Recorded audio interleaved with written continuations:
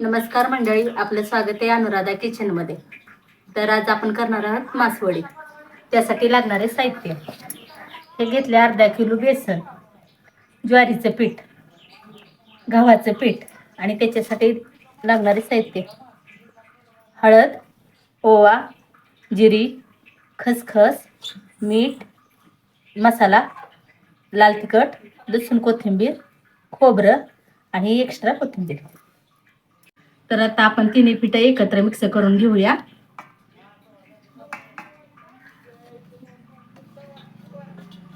आता ह्यामध्ये हळद,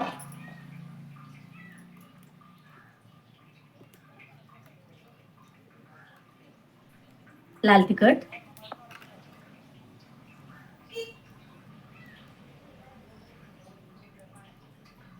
लसूण, कोथिंबीर,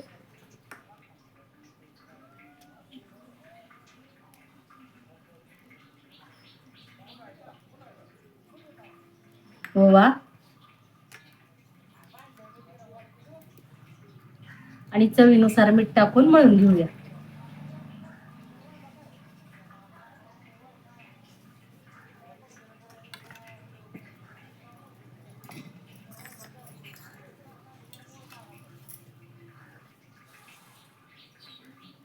आता हे सगळं एकजीव झालं की मळून घेऊ आपण.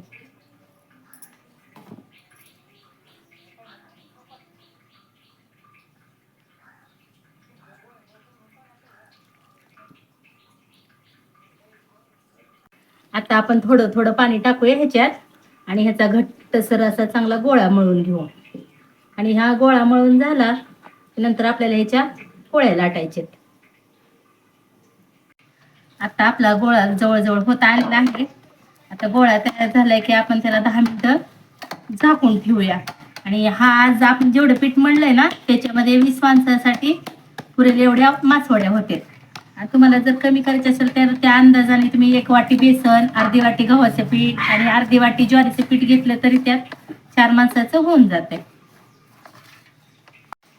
तर आपला गोळा आता तयार झालेला आहे मळून. आता आपण ह्याला 10 मिनिटं झाकून ठेवूया आणि सारणाची तयारी करूया.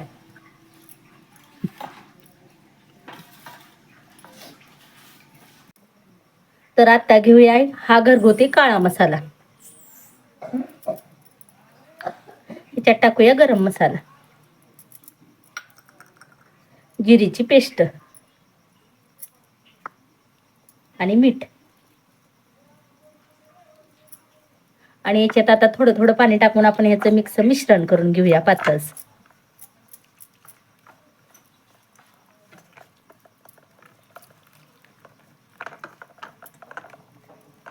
आणि हे मिश्रण आता आपल्याला लाटलेल्या चपातीला लावायचं आहे. तर आता 10 मिनिटं झालेलं आहेत. आता आपण ह्या पिठाचे गोळे करून घेऊया छोटे छोटे.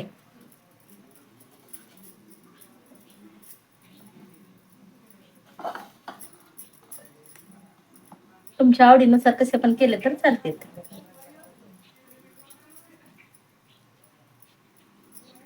आता आपण ह्यातला एक गोळा घेऊन लाटूया.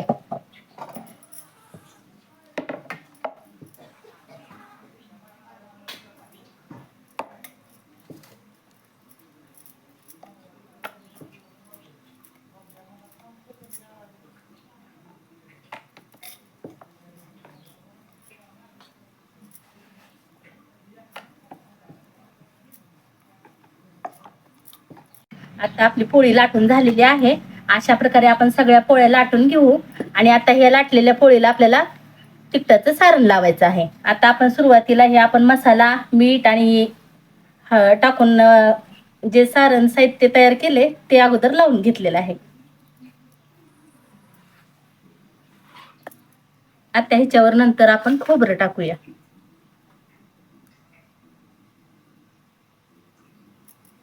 कोथिंबीर. तुमच्या आवडीनुसार आणखीन तुम्ही मसाले ऍड केले तर चालतील. आता खसखस टाकूया.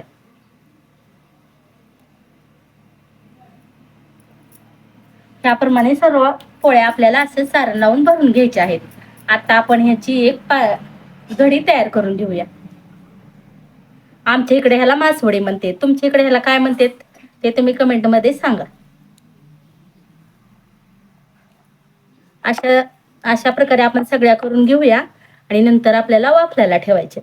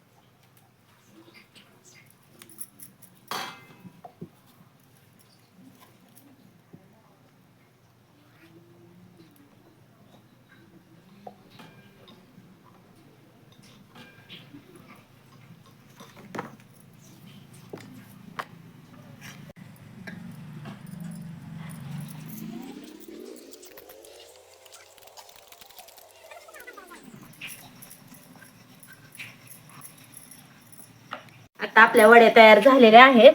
आपण वड्या करायच्या अगोदरच पाणी गरम ठेवलं होतं चुलीवर. आता हे आपण 10 मिनिटं वाफवून घेऊया.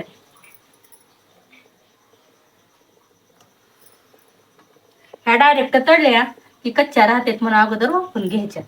आता याच्यावर आपण झाकण ठेवूया आणि 10 मिनिटं ठेवूया. आता 10 मिनिटं झालेले आहेत. आपल्या वड्या छान वाफवलेल्या आहेत. तर तुम्ही बघू शकता मस्त झालेले आहेत. आता आपण ह्या काढून घेऊया.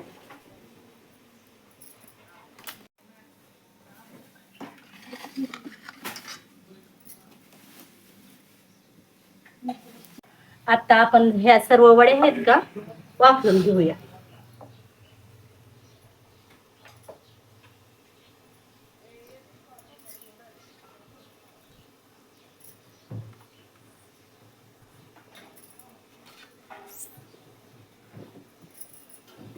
आणि आता ह्याच्यावर आपण झाकण ठेवूया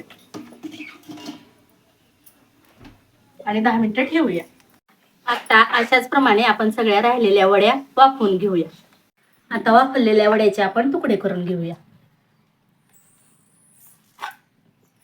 तुम्हाला जशा आकारात करायची तशा करू शकता.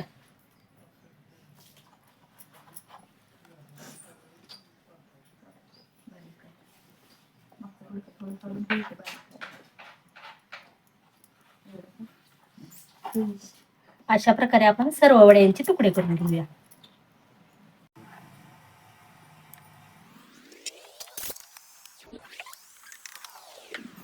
आता चुलीवर आपण कढई ठेवून घेऊया आणि त्याच्यात तेल ओतूया तळण्याकरता.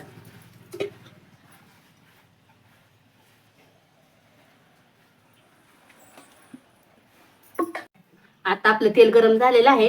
वड्या तळून घेऊया. अशा खरपूस होईपर्यंत तळून घ्यायच्या.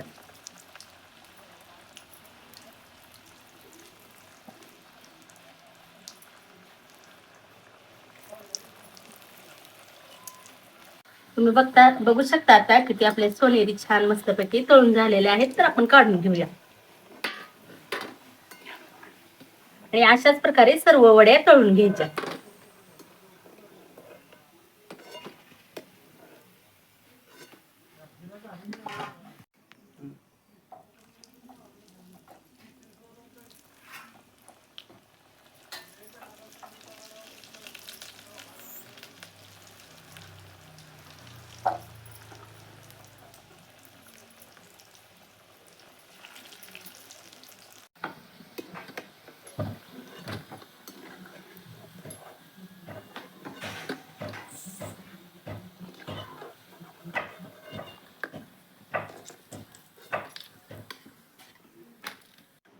आता आपल्या सगळ्या वड्या तळून झालेल्या आहेत. आता मी स्नेहलला टेस्ट करायला देते.